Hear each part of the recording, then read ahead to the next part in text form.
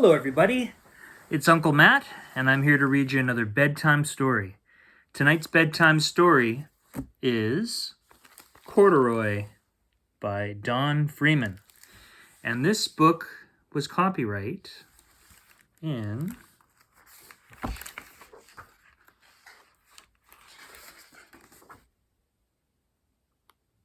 1968.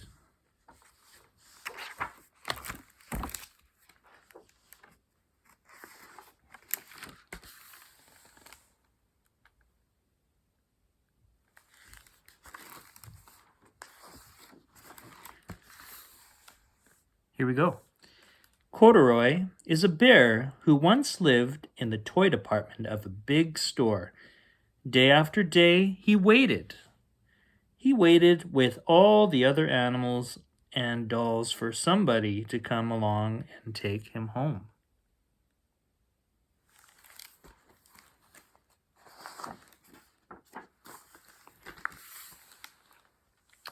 The store was always filled with shoppers buying all sorts of things, but no one ever seemed to want a small bear in green overalls. Then, one morning, a little girl stopped and looked straight into Corduroy's bright eyes. "Oh, Mummy," she said, "look, there's the very bear I've always wanted." "Not today, dear," her mother sighed. "I've spent too much already. Besides, he doesn't look new. He's lost the buttons to one of his shoulder straps."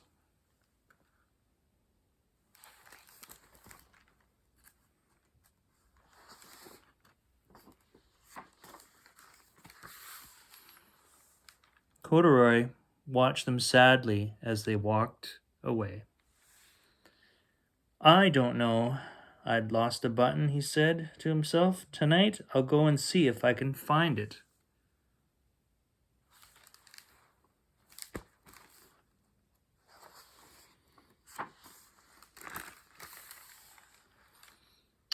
Later that evening, when all the shoppers had gone, and the doors were shut and locked, Corduroy climbed carefully down from his shelf and began searching everywhere on the floor for his lost button.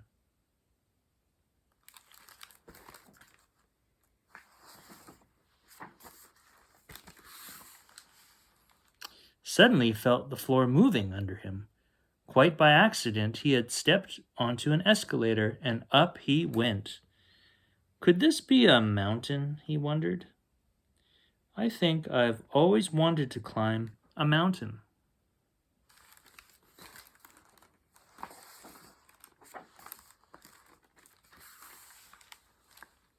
He stepped off the escalator as it reached the next floor, and there before his eyes was a most amazing sight. Tables and chairs and lamps and sofas and rows of beds. "This must be a palace," Corduroy gasped. "I guess I've always wanted to live in a palace."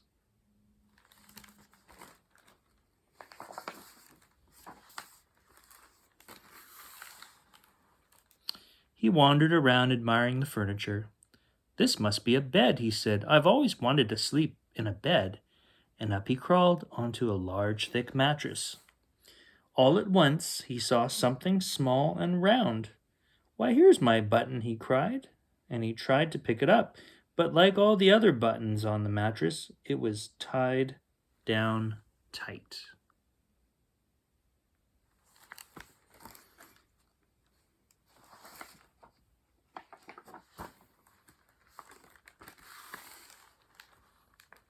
He yanked and pulled with both paws until, pop, off came the button, and off the mattress Corduroy toppled.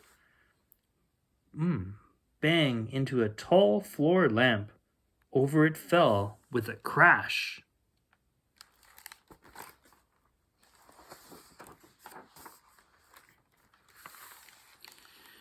Corduroy didn't know it, but there was someone else awake in the store. The night watchman was doing his rounds on the floor above. When he heard the crash, he came dashing down the escalator. "Now, who in the world did that?" he exclaimed. "Somebody must be hiding around here."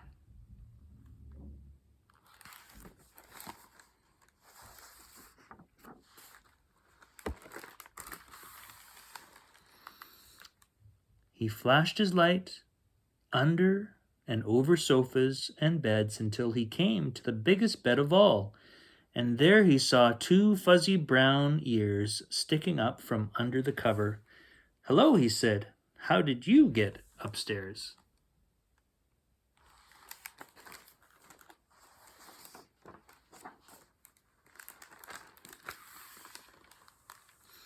The watchman tucked Corduroy under his arm and carried him down the escalator and set him on the shelf in the toy department with the other animals and dolls.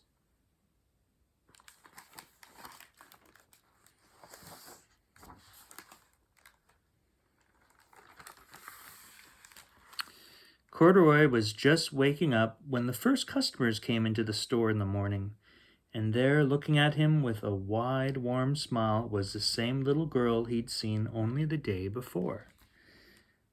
"I'm Lisa," she said, "and you're going to be my very own bear. Last night I counted what I've saved in my piggy bank, and my mother said I could bring you home."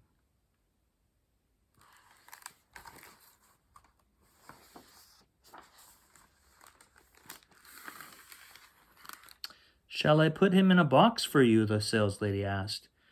"Oh, no, thank you," Lisa answered, and she carried Corduroy home in her arms.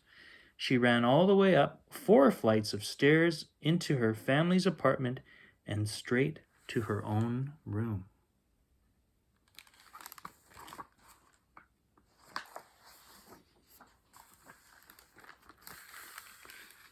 Corduroy blinked. There was a chair and a chest of drawers, and alongside a girl-sized bed stood a little bed just the right size for him. The room was small, nothing like that enormous palace in the department store. "This must be home," he said. I know I've always wanted a home." Lisa sat down with Corduroy on her lap and began to sew a button on his overalls. "I like you the way you are," she said, "but you'll be more comfortable with your shoulder strap fastened."